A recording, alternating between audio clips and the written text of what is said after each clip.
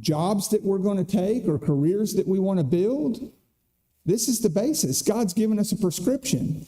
And the ones that will follow these, I guarantee you, are happy in their marriages. They're happy in their friendships. They're happy in their work relationships. God knows the mind because he invented it.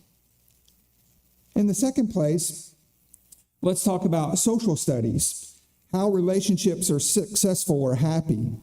They're not the do-it-yourself books. They're not the friendship for dummies that are written in this world that lead us to the path of success. Over and over and over again, the instructions that we receive out of the Bible are the absolute best for relationships or social studies. Of all the things that man can do to contribute to the effectiveness of Christianity, Jesus said it was how you treat each other that was going to make the difference. You'll remember the golden rule is what we call it in Matthew 7:12. He's talking about you do to others the way you want to be treated. The world doesn't necessarily teach that. A lot of days it's worried about self and self-help and mental state of self. What about this one in John 13:35? Jesus said, this is how others are going to know that you follow me. What did he say? He said, by this all will know that you are my disciples if you have love for one another, something that can be displayed to them. Those are happier relationships, and the world knows it. And the more that we do that, the more they'll ask us about it, that we have the opportunity to share the gospel for them. So in the Bible, what kind of relationships are covered? There's a lot of them. I've highlighted a few. The relationship between God and man. We don't know any other way how that relationship should go but what's revealed here. There's a lot of strange ideas in the religious world about those relationships, and a lot of them They claim by, nudgings or special inspiration to an individual, and they're nothing at all what the Bible says for us. The Bible's the best pattern in that. Husband and wife, their instructions for them. Does God know what he's talking about in those relationships? And are the most successful and happy relationships based on those instructions? They are. What about parent and child? These days, in a lot of homes, the child's been elevated in the family where they're the head. And then the mother and the father fall in behind to do what's best for them. It's not the biblical pattern. It's not what's best for the child either. Studies have come to show us their development and their lack of success is because they're not following the patterns that are laid out before us. Employer, employee. There's a lot to be said about that. And as employees, if we murmur and we complain about the employer, as Christians, we're in the wrong. And as an employer, if we do the same to our employees or we don't treat them based on biblical principles, you won't have a successful business. I spent 25 years in the retail industry, and I made it a point to say that my principles were going to be taken from the Bible. And now these guys all over the internet with LinkedIn and everything else are basically giving you like the 12 things you need to do as an employer to be successful, to be in the top 5% of wage earners, to get promotions and stuff. And every one of those 12 have Bible verses that go with them, even though that guy didn't intend for that to happen. But the things that he's pulled out through experience line up with biblical instruction. Christian to Christian, right? We've already talked a little bit about that. But Christian to non-Christian, God's thought of it all. He's instructed us successfully on how to have happy relationships. And you think about it, when you look into this Bible and you're looking through the filter of ethics, a lot of the ethics of the Bible are contrary to man's nature or the way that they go about life. Love your enemy. Is that natural to the world? Not at all. But not even love them, feed them if they're hungry, give them drink if they're thirsty.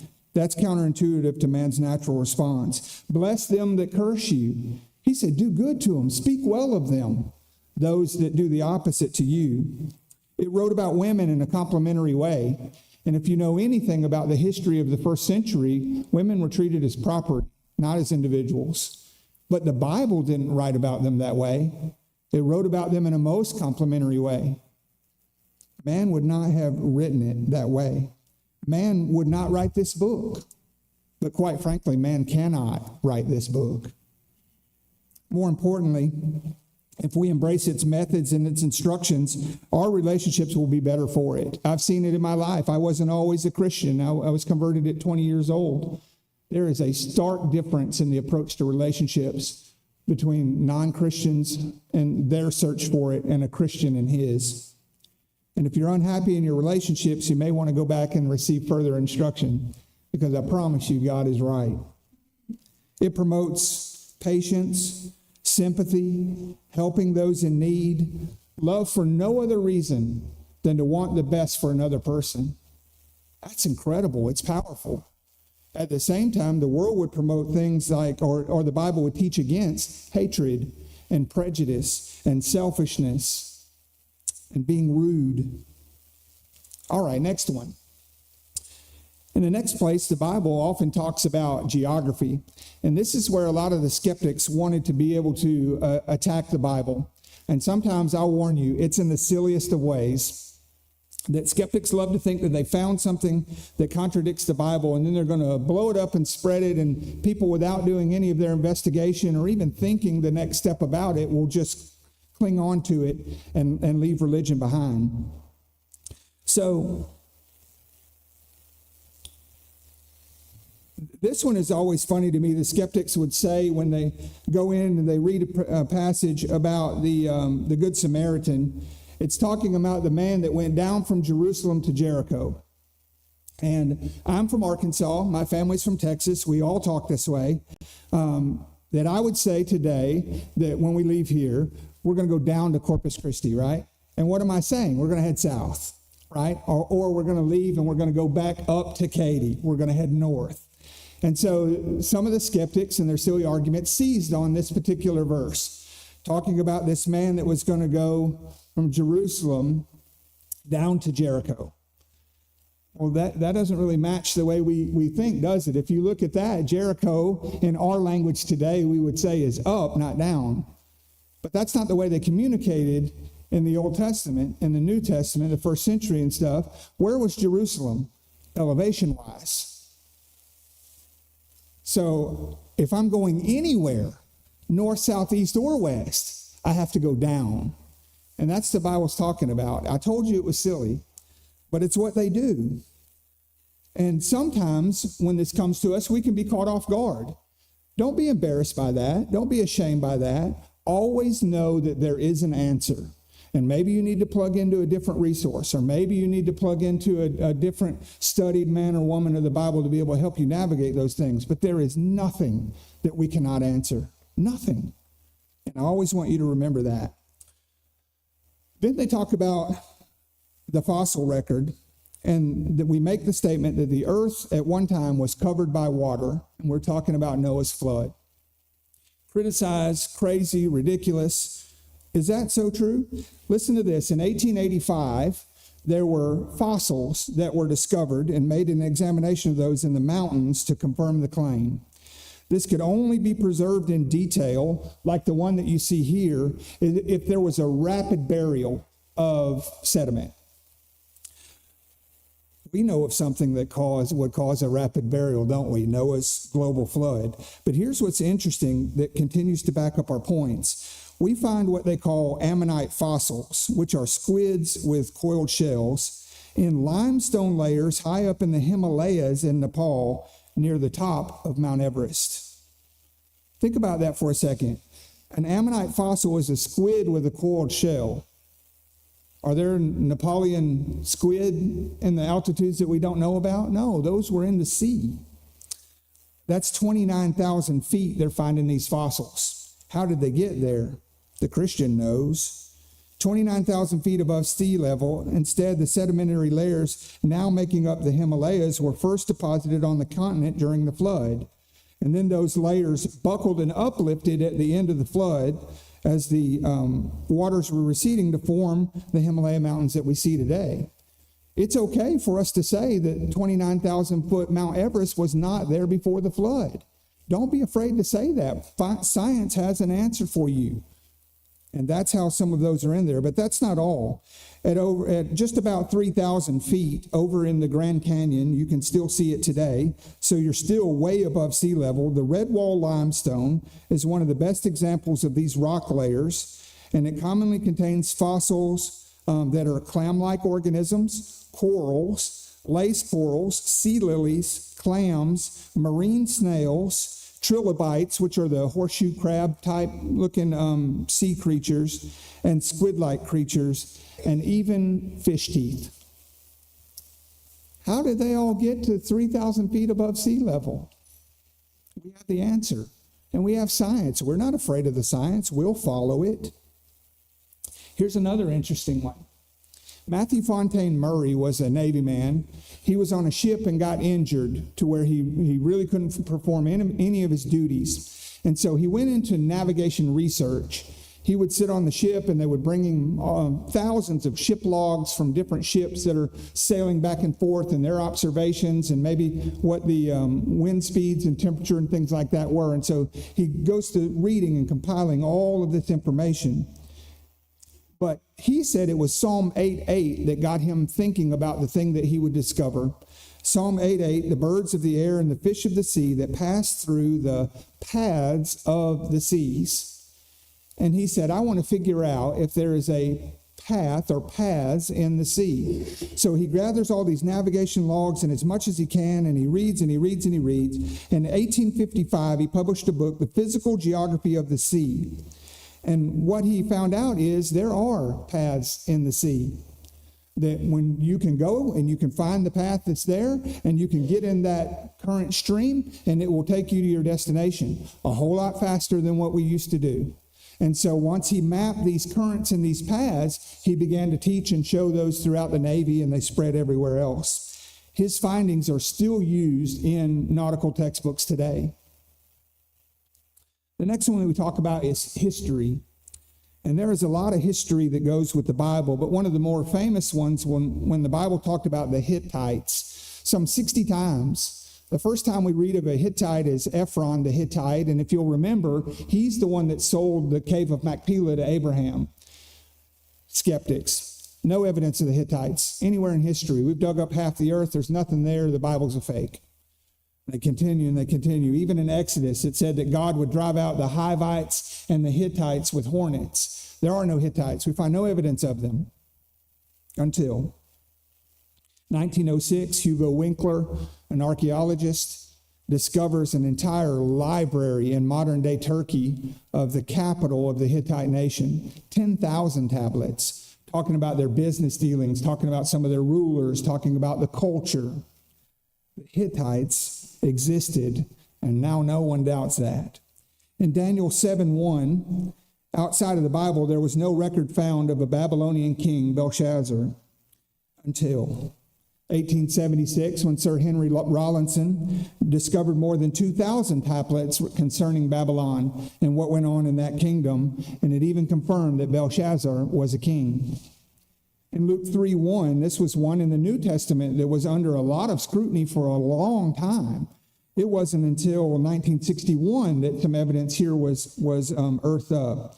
Now, in the 15th year of the reign of Tiberius Caesar, Pontius Pilate being governor of Judea, Herod being tetrarch of Galilee, and he lists a few more, but it was Pontius Pilate, the one who put Jesus to death, that his whole existence was under a cloud until, and this one's fairly recent, it wasn't until 1961 that they find this inscription that says Pontius Pilate, prefect of Judah.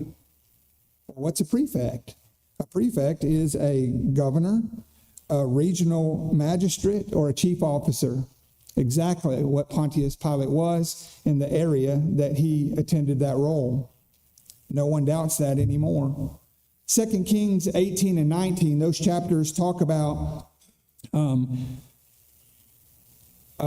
when Sennacherib had put a whooping on the Israelites.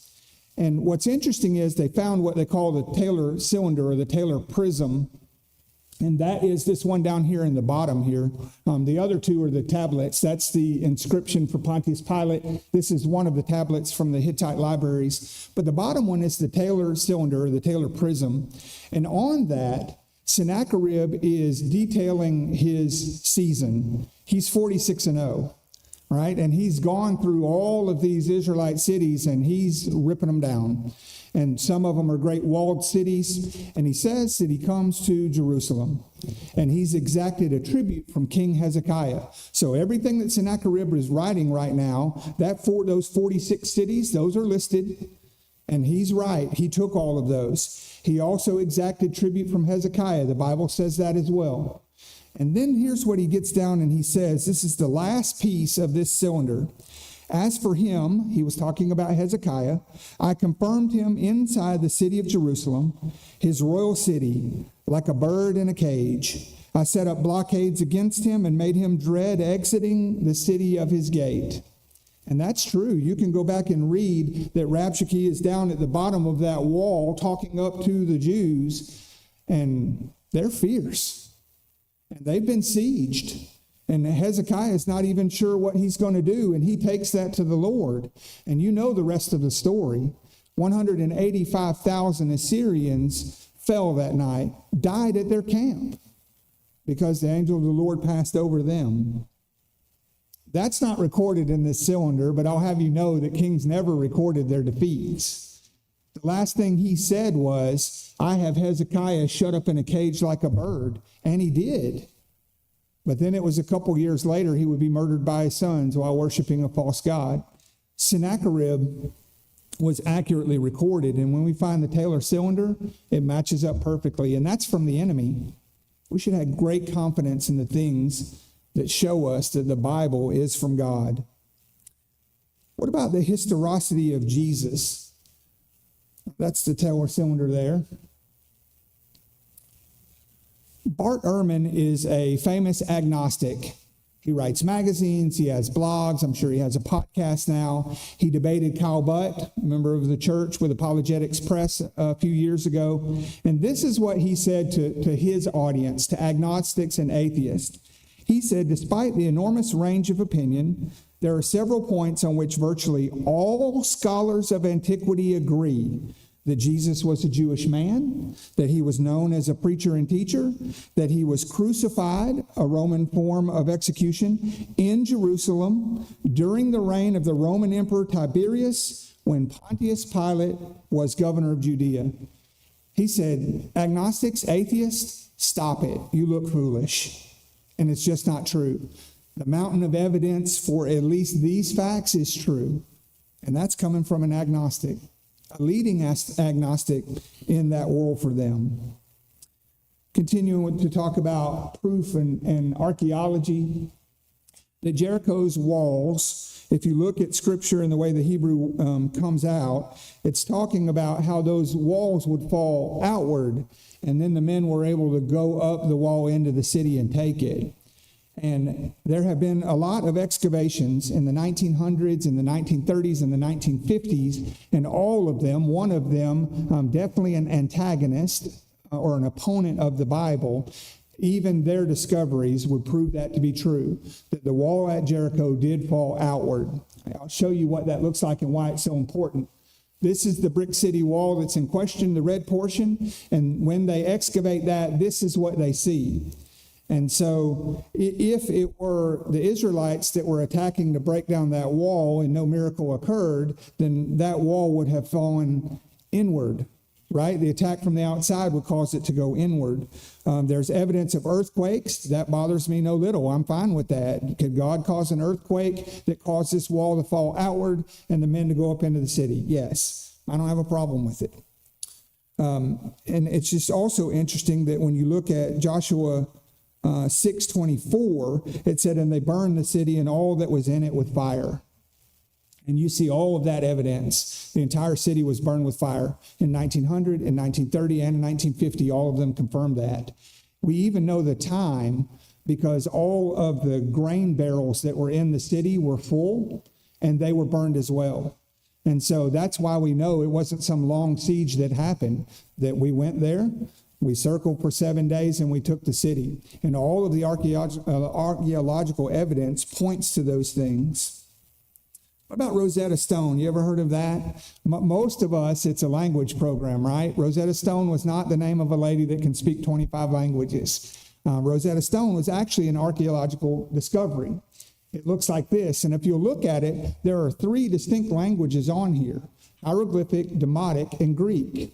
And so for those of you that remember Cracker Jack as a kid, we now have the ultimate decoder ring, right? And it's here because they know Greek. Greek they know. But now they can look at the Greek portion and look back up at the hieroglyphic and look back up to the Demotic to know what they say.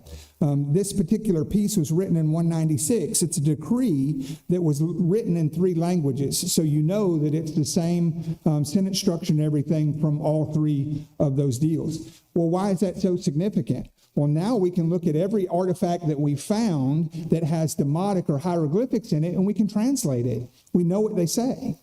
And that has proven so much about the biblical record. Industrial arts, that was my favorite class when I was in junior high. I had an instructor that was missing a few fingers, but I guess he taught us all right. Industrial arts and building, Genesis 6:15, God gives some instructions about building a vessel that had never been constructed before. And he said, I want you to make it 300 cubits long, 50 cubits wide, and 30 cubits high. And so if you take that and reduce that, I'm not the biggest math nerd, but I understand ratios, right? And if I can make a ratio out of what God gave them, then I could expand that or shrink that to make a boat of any size that could be built in that way. And so that ratio is 30 by 5 by 3, right? It's pretty simple math. Would you be interested to know that in World War II, when they were building vessels that were seaworthy for transportation, I'm not talking battleships, that's different. I'm talking about the ones that would be the best for transporting our troops or their ammunition or their guns or their tanks, that they used a ratio that was 30 by 5 by 3. And you can go look up the Great Britain. It was a great transport that was built in World War II. You can look up the USS Jeremiah O'Brien, and its nickname I find interesting was the Ugly Duckling. And look at the ark, right? You've seen the accurate pictures that are drawn of that. It's not a beautiful vessel. It's definitely not a cruiser, but it was built for seaworthiness to transport. That's what the military used in World War II and even today. Seaworthiness for transportation, not to go attack a navy. This one also is interesting. The Bible talks about biology in a lot of ways, but one of them that is most significant is circumcision on the 8th day in Leviticus 12:3. God said, and on the 8th day, the flesh of his foreskin shall be circumcised. There's no religious significance in the 8th day. We don't read about that anywhere. The only time we ever read about the 8th day is when he told them to be circumcised. There's plenty about 3 days, 7 days, 40 days, right? Those are all biblically significant, but not 8. Why is that? I want to show you this. This is in a male child, and across the bottom are how many days old he is. And across the top is the level of vitamin K and prothrombin, chemicals that are in his body, and the levels that they're at. What is prothrombin and vitamin K used for? Clotting the blood. And in a male, on the 8th day, and the 8th day only, his body reaches a peak with those chemicals in it. It's amazing. And then the rest of his life, levels that are lower than that. It's intentional. But man wouldn't discover that for hundreds and hundreds and hundreds of years later. But the Bible was specific about it. Again, I'll ask you, does the Bible just get lucky every time it does this? Or is there something else at work here? What about all of these? Germs spread disease and sickness, right? He told Moses to tell the people to cover your upper lip. Well, look, let's all do that. What are we talking about? We went a couple of years of having to wear things that covered our mouth, and we quarantined. The Bible talked about that.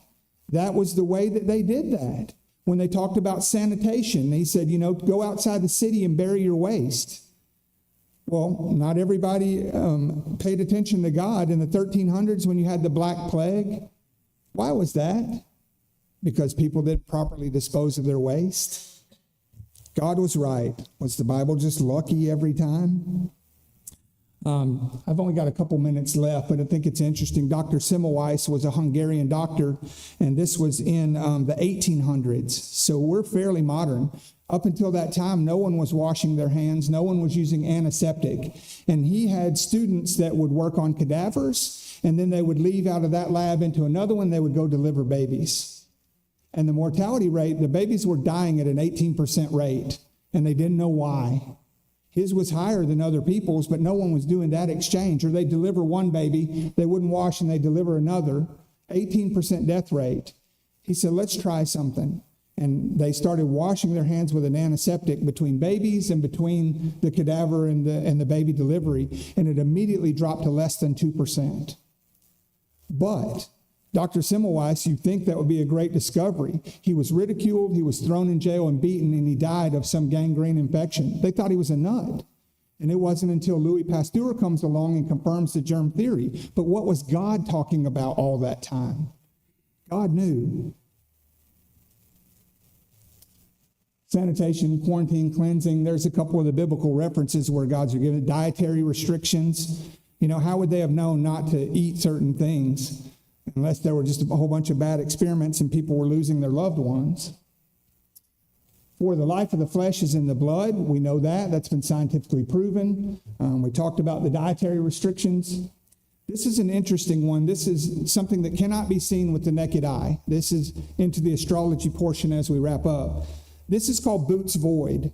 And Job could not have seen this with his naked eye. But what did Job write? Job wrote that he stretches out the north over empty space. And we know that this is known to us. He talked about the earth being round. He talked about the earth being hanged on nothing. Even at the time later than that, they thought Atlas would hold it up, right? And then somebody got smart enough to say, well, what's Atlas standing on? They got smart here because they knew they have to come up with something good to end the questioning. They said, he's standing on the back of a sea turtle, and that sea turtle's just swimming through the cosmos. Not true. But they didn't know it at the time. Again, I'll ask you, was the Bible lucky every time, or is there something greater going on here? We talked about this one and this one, and I may have a second for that, but we'll probably end here.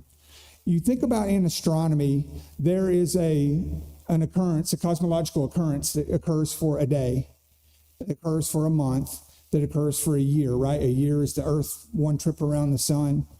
A day, it rotates one time. What's there for a week? Have you ever thought about that? Where did the week come from? All the rest of it comes from astronomy, but not a week. 7 days comes from the day of creation. It's the only reasonable explanation that we have, that it's invented and that we follow it. Now, I think that all these things are fascinating, and maybe you'll be able to take some of these. There's books that contain hundreds more than what we're talking about. The water cycle was talked about in the Bible, and evaporation and rain and the cycle of those things. And we can take all of those into our break rooms and driveways to drive people toward inspiration of the Scripture and then teach them the gospel. Appreciate your time.